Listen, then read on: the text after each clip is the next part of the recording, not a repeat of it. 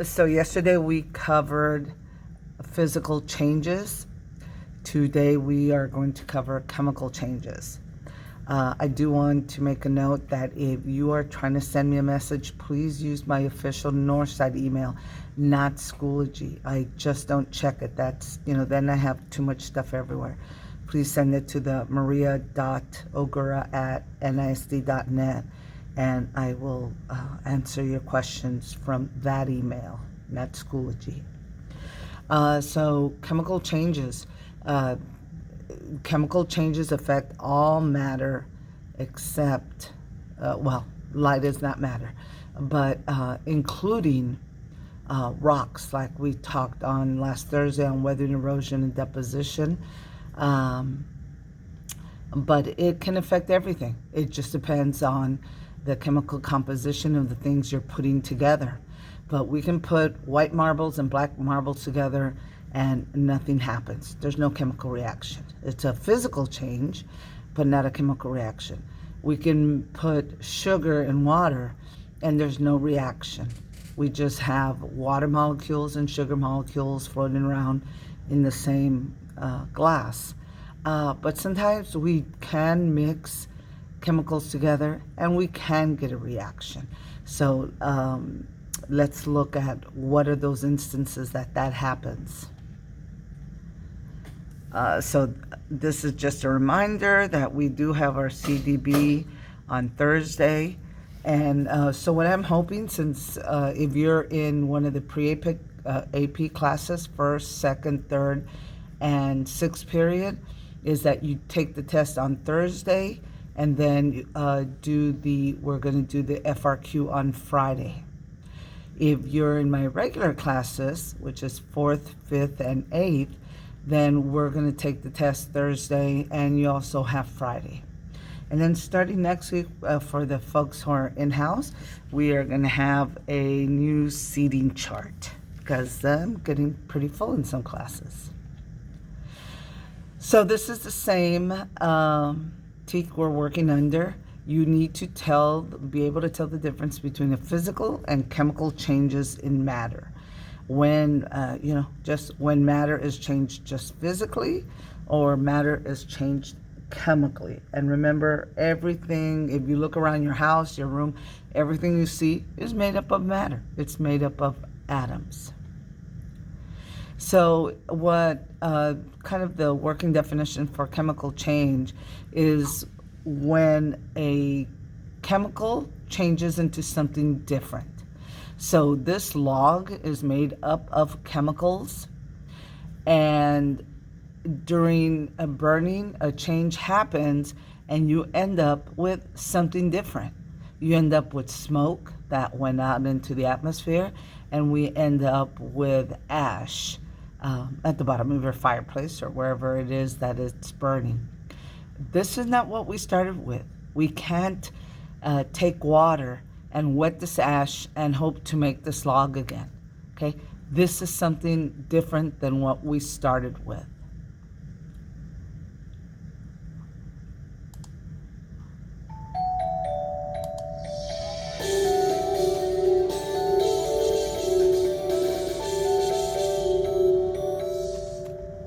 You know what's a really great way to learn about science? Baking. After all, baking is pretty much just chemistry, and chemistry is the science of different kinds of matter and how that matter can change. Sure, some of the equipment used in baking and in chemistry isn't quite the same, but both baking and chemistry require careful timing and measuring, and both of them result in the formation of a mixture. For example, you can change matter like eggs, milk, flour, and sugar into a tasty dessert. Now, you already know that a mixture is anything made by combining two or more different things. In some kinds of mixtures, like the fruit salad we had at our picnic, can be separated back into the substances that made them. But that's not true about all mixtures. Sometimes mixing things together makes a whole new substance. We call this a chemical change. But what is a chemical change? A chemical change is a change that occurs when the particles that make up two or more substances are rearranged to form a new substance. Unlike the mixtures from our picnic, chemical changes usually can't be undone. Let's observe an example of a chemical change. Observe, people. We're not trying this at home. When we observe a lit match, we see that the match burns. As it burns, it changes into burned wood and ash. We can't change this ash back into a match, so burning is an example of a chemical change that can't be undone. But wait, there's more. Chemical changes often make matter change color, like the blackened remains of the match. Sometimes chemical changes make smells, or release light or gases, and lots of chemical changes require either the giving off or taking in of heat. A burning match gives off light, smoke, and heat. All of these things are evidence that when we look at a burning match, we're looking at a chemical change. Now we can do a simple investigation to show how some chemical changes can yield a seriously yummy result. When we mix the ingredients of a cake, we're mixing together different kinds of matter. Say you have flour, sugar, milk, and eggs. When you put them in a bowl and stir, you're mixing several different substances together to make cake batter. And when you pop this mixture into the oven, after a short time, you have a new substance, cake. Now, before you eat it, let's check this science cake for evidence of a chemical change. Did the reaction give off or take heat? Definitely. The cake batter needed the heat from the oven to change into cake. If we left the batter on the counter, it would stay batter. Is there a color change? Check. The batter in the pan was yellow, and now it's a nice golden brown. Is there any smell? Well, if you've never been in a bakery or some grandma's kitchen or just never smelled a cake baking, then I feel bad for you, because it smells amazing. Were any gases released? Let's look at our cake before and after. Before, we have a wet, gooey batter. After, we have a nice, fluffy cake. As the cake was in the oven, some of its ingredients released carbon dioxide gas. We can see evidence of carbon dioxide when we cut the finished product. All those little holes in the spongy-looking cake are caused by this gas. Our last piece of evidence that we've witnessed a chemical change? This change can't be undone. For example, we can't get the water we put into the batter back out of this cake. Even if we were to squeeze it really hard, we'd get crumbs. So let's not try. So, a chemical change is a change that occurs when the particles that make up two or more substances are rearranged to form a new substance. Most of the time, chemical changes can't be undone, and we can tell they're occurring by observing them and noting things like changes in color, release of smell or light, and whether they take in or give off heat. All in all, I'd say that sniffing out chemical changes can be a piece of cake. Alrighty there. So the takeaway points are, you know, a chemical reaction has happened when you end up with something different than you started with. And one of the ways you know that is, can you go backwards? Could you pull the eggs out of a cake? Can you pull the sugar out of a cake? You can. It's become something different. It's not just batter anymore. Now it is cake.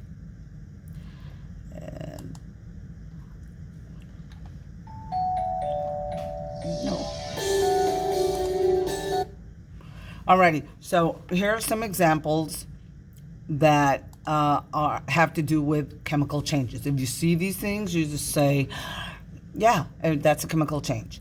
The first thing I want you to notice is anything having to do with cooking is pretty much a chemical change. So we have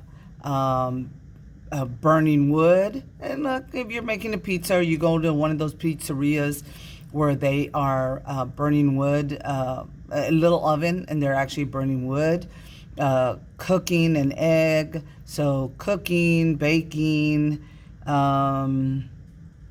sauteing, boiling, boiling does cause a change in the egg.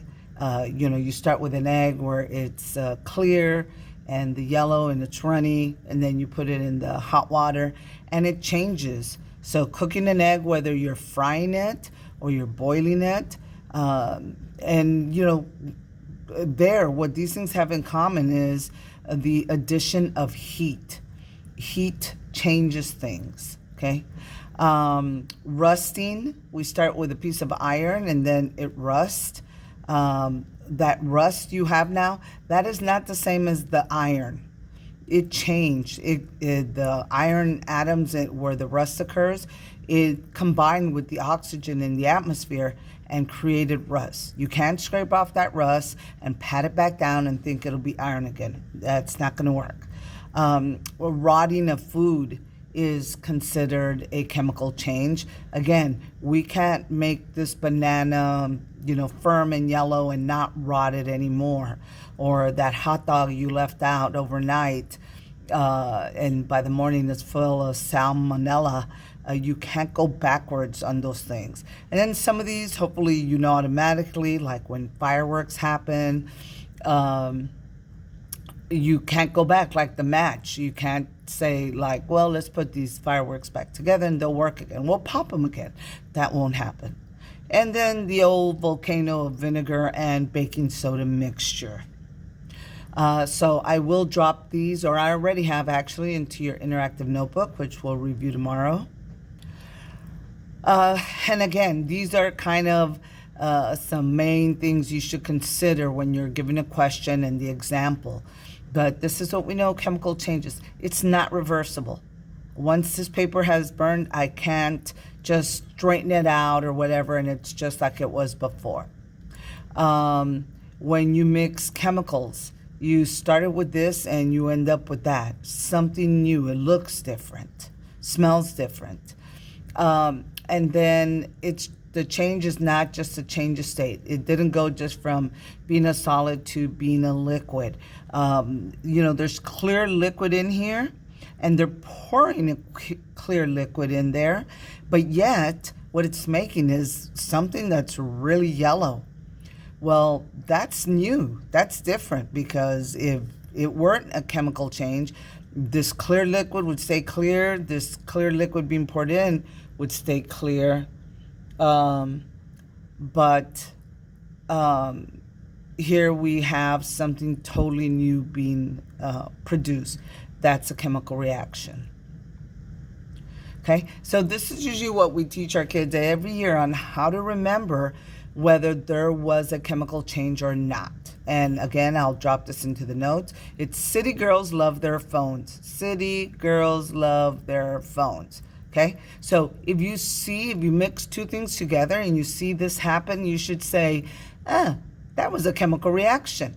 Okay, that was a chemical change that happened. So color change, like in this example, we went from a clear mixing with a clear, and we get a yellow color. That's not normal. That shouldn't happen. But it did, because the stuff that was formed, this yellow, is something completely different from this being poured in and this being already in the cylinder, in the beaker. So a color change. Where this doesn't apply is like if you had dark blue paint and you mix it with white paint. You're going to get a color change, right? It's going to become light blue. Or you have red and you mix it with yellow paint and you're going to get orange paint. That's expected. That's what you would expect to happen. But if you mix something that's red with something that's yellow and you're expecting orange and you get blue instead, then you should say that is not normal. Okay? Same thing. If you put red Kool-Aid in water, you're going to get a red Kool-Aid drink. That's expected. It's when you get an unexpected color change, like this, clear on clear, should not be making yellow. That you should say, that's a chemical reaction, something you just got made. Production of gas. If you see bubbles, fizzing, foaming, or smell something, a smoke or a different odor, you just say chemical reaction. If you've ever been outside and someone's mowing the lawn, and you know how it smells, you can smell that kind of freshness when someone's cutting the lawn, that change in odor, that's not how the grass smelled before. But once you cut the blade, bacteria immediately start breaking down those grass blades that you cut, and what you're smelling is their beautiful little farts that they're releasing, that smell. That's what you're smelling. So the same thing goes like a skunk inside their body. That what they spray and smells horrific. It doesn't smell in their body. It's once that chemical mixes with oxygen that it smells like skunk. Okay? So if there's a change, if you're frying bacon, you can smell that. That's because a chemical reaction is going on as that bacon is frying. Remember, any kind of cooking word, there's a chemical reaction happening. If it gives off light, when you get the little glow stick and you know how you bend it, there's a little glass vial inside of every one of those little bracelets or necklace or glow stick. And when you do it back and forth and you hear it cracking, it's because there's a little piece of glass in there. And you're breaking it and you're mixing two chemicals and it starts to glow. It's a chemical reaction. But fire, like lighting the match or starting a barbecue, and definitely an explosion is an example of a chemical reaction. Temperature change. Sometimes when you mix baking soda and vinegar, it gets cold. Next time you do that, touch the little baggie and you will feel that it gets cold. There's other things you can mix together and they get hot. So if it changes temperature from the original temperature you started with, chemical reaction just happened. And the last one is precipitate. So if you, for instance, the picture we just saw back here, it may turn out that when you pour this clear liquid with that clear liquid, yeah, you have a color change, but it may be that this yellow stuff becomes hard, a solid. That's called a precipitate, okay? So a good example is rotten milk, okay? And rotten milk is when bacteria gets into your milk and it starts eating the milk fat, and then it starts pretty much peeing and pooping in the milk. The milk becomes chunky. It wasn't chunky before. That's a precipitate, okay? And what you're mixing there is the acid from the bacteria and the milk fat from the milk. It changes and becomes hard, and we call that a precipitate. It wasn't there before. It was just two liquids, and suddenly now you have a solid, chunky milk. All right, so here's a couple of questions. So Carol, she's hangry. She decides to make this peanut butter sandwich, and so she slaps it on a piece of bread. Is this a chemical change? And I hope you're yelling, no. Oh, something got cut off. No, it's not, because we could probably scrape away the jelly and we could scrape away the peanut butter, but there's no color change. It's not bubbling like there's gases. There's no flames coming out of it. It didn't suddenly get super cold. It's not a new substance. There's no chemical change in making a peanut butter and jelly sandwich. So Dr. Erskine is trying out some kind of serum. He adds a yellow liquid to a clear liquid, and it turns purple. And then after a while, the whole thing starts to glow. Is there evidence of a chemical change there? And I hope you said yes, sure there is. Because on what planet do we know that we pour in something yellow to something clear and we get purple? Not our planet. Well, we do. It's called a chemical reaction. And it started to glow anytime you give off any kind of light, any kind of sparks, fire. Chemical reaction is happening. He gets scratched by Firkin. I don't even know who that is. And the area starts to bleed and burn. Is that a chemical change going on? Says no. There's no production of gas. There's nothing. He's just bleeding out. Now, eventually, your blood, it starts out red when you're bleeding. And with time, it turns a dark brown, and that is a chemical reaction. After a while, your blood will react with the oxygen in the atmosphere, and the reason it turns kind of dark brown is because there's iron in your blood, so it's like rusting. But initially, you're cut, you're bleeding. That's not a chemical reaction.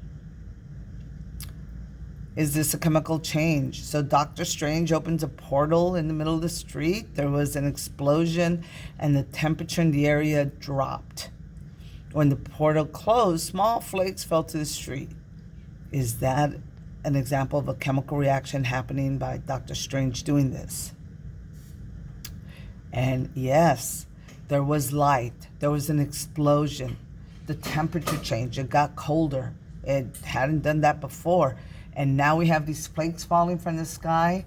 That's a precipitant, something solid that wasn't there before. Yep, chemical change. Walking through Los Angeles, he sees a crime. He taps his neck and transforms into Black Panther. Is this a chemical change? No, that's just a physical change. And he gets all muscular too, right? And buff. So no new substance. It's still the same dude, but with a change of clothes. Sam released Red Wing on a search and destroy mission, and he releases a net, and it falls on Bucky. So I want y'all to know that I know only a few of who these people are. This Miss Sophie Rodriguez loves all this stuff, so I appreciate it. It's interesting. The chair that he was sitting on caught fire, and smoke was produced. There was acid in the net, but he wasn't hurt. Thank goodness. Is that a chemical change? Absolutely. And I know she said because we saw fire. Yes, definitely chemical change if fire starts. Smoke was produced, definitely. But even greater than that, anytime you see the word acid, it is always going to be a chemical reaction. You eat, there's acid in your stomach, chemical reaction. We pour acid in the middle of a desk and it burns a hole, chemical reaction. Acids are very strong chemicals, and they always cause a chemical reaction. So if you ever see the word acid and they're asking you, is this a chemical reaction? Always say yes. Acids always cause a chemical reaction.